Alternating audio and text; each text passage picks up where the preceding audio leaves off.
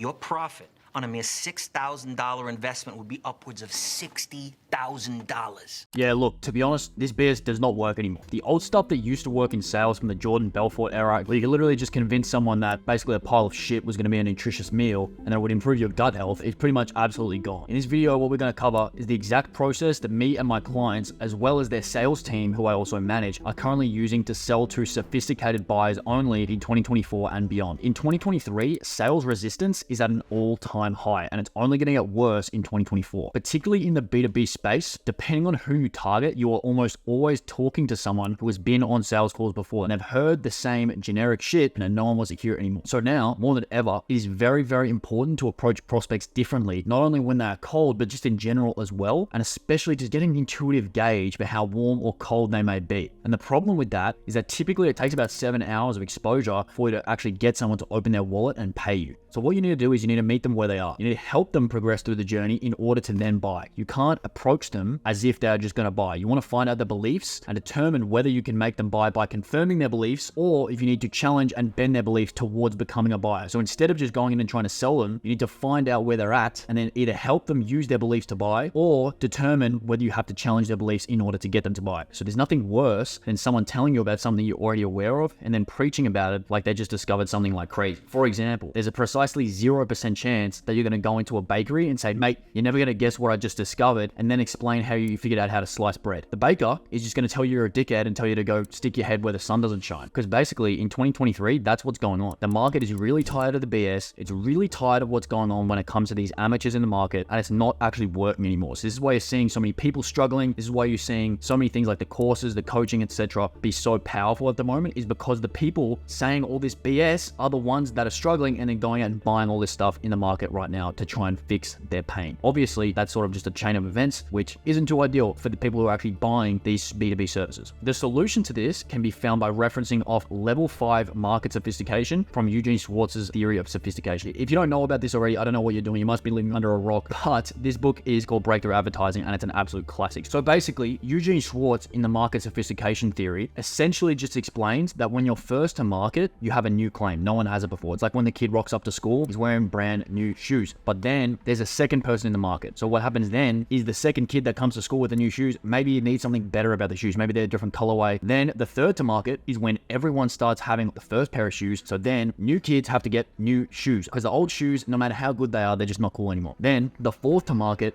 is basically an elaboration of the new mechanism. There's the first pair of shoes, that's number one. Then you have the second to market is the first pair of shoes but cooler. Then the third to market is a new pair of shoes. And then the fourth to market is the new pair of shoes but a little bit cooler. The shoes don't really matter. What's mattering is the identification with the prospect. To get rapport and to get your offer to sell, you need to identify with the prospect. So if you want to go with the school shoes example, if you're at school with the shoes, everyone's seen all the shoes, they've seen all this cool stuff. Basically what needs to happen is the coolest shoes will be the ones that identify with the prospect. So what that means is maybe they're one of the kids' favorite colors. Maybe they have a certain country flag on them. Maybe they have some little thing that makes the kids feel like it's for them. So it's a little bit different. It's a little bit further. It's a little bit closer. In my opinion, pretty much the macro markets are kind of in like a level of sophistication where all these tricks and hacks have been and gone, and people are basically just looking for things that just work. So what that means is they need to be shown emotional and logical cases, and sellers need to focus on status and not scripts. So you probably would have talked to a closer before if you're a B2B service, and you would have gone on that call and they might have gone through a script. They might have asked you, what made you book a call?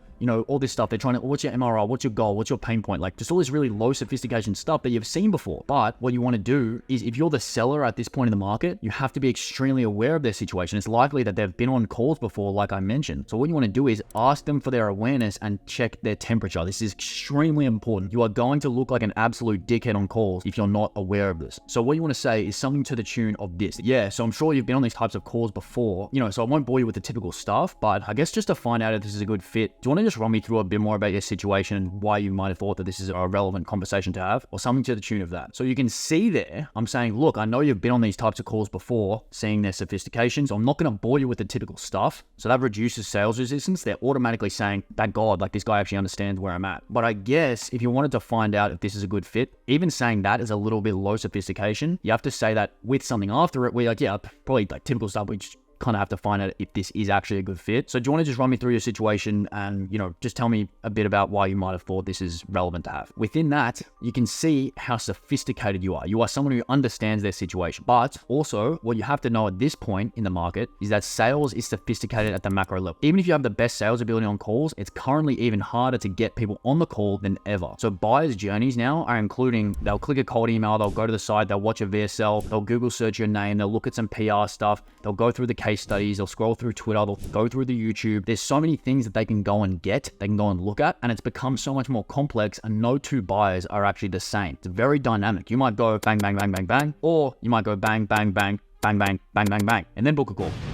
Or you might just book a call off one video. So what you need to do is essentially have enough assets available to be able to collect as many buyers as possible. So it's kind of like a spider web. So back in the day, you used to have just one linear funnel, but at this stage in the market, the real best companies, the absolute creme de la creme, are going to be optimizing to catch as many bugs as possible in the spider web. So what that means is having this library of sales assets, because the more content you have available, the more trust you'll build with the more people. So what you need to do is create a relationship with the prospects, and they need to understand your offer, energy, and personality without having ever talked to them, because you obviously don't have time to talk to every single person out there. What you're going to see is people like Alex Hormozi, Sam Ovens, Alex Becker have all manipulated this to a T. So you can go out and send a bajillion cold emails, you can send gargantuan amounts of cold emails or cold DMs or whatever, or run however many ads, or you can just get them inbound on something like YouTube. And if you get 500,000 views on one video, all of a sudden you've just done your outreach for the year, and you've got 500,000 people who have actually opted in to watching your stuff. So then the more sales assets you have, the more eyeballs you have, the more eyeballs you have on your sales assets, the more money you make. This is how you get that product positioning in your market. People are going to consume your content, and they're going to know and look up to you because your insights have been basically consuming so much of their mental space. So once you occupy so much mental space, the more money you make. It's as simple as that. You just need that frequency where people are looking at you and they're consuming content from you, they're consuming your insights, and then all of a sudden they like you, they get value from you. And basically at that point, it's just a matter of time before they buy from you. Basically, what you're going to want to do is, number one, figure out where your market is. Beat every single offer on the market. Then you want to create an outbound system to get feedback from the market. And number three is then you want to run tests about what is resonating with the market. Then you want to create sales assets that sell the market with low time commitment from you. This is where you get leverage. And then what you want to do is essentially get on calls and close people. After that, all you really need to do is scale up. What scaling up entails is more outbound, more organic content / sales assets. Then also what you want to do is add an SDR. This is because outreach is a 20 to 40 hour per week job, because lead gen agency will charge you $3K per month to give you 2 hours of time. They have 1,000 clients. You need them to focus exclusively on testing angles for your offer. So I cannot stress this enough. They need to actively manage a tech system, AI, automation, scraping. Then the next thing you need to do is get extremely good at sales so you can max out conversions. Then you need to optimize the funnel. Then you need sales management as you add SDR. The reason you need sales management is because you're harnessing energy and people. People will oscillate, which causes unpredictability. So you don't want this unpredictability because you've got people to pay, you've got employees, you've got clients, and you cannot actually afford this unpredictability, which is why you want to have the manager in place, because they can manage the SDR and reduce volatility, oscillation. At that point, you can do things like scale outbound. You're probably going to need to fix your operations, and you're probably going to need to hire a lot more people to fulfill demand. Also, at this point, what you need is a sales asset library and post them on YouTube, and then get better at leveraging the content. So if you want to learn this process for free, or if you want me to do this whole process for you,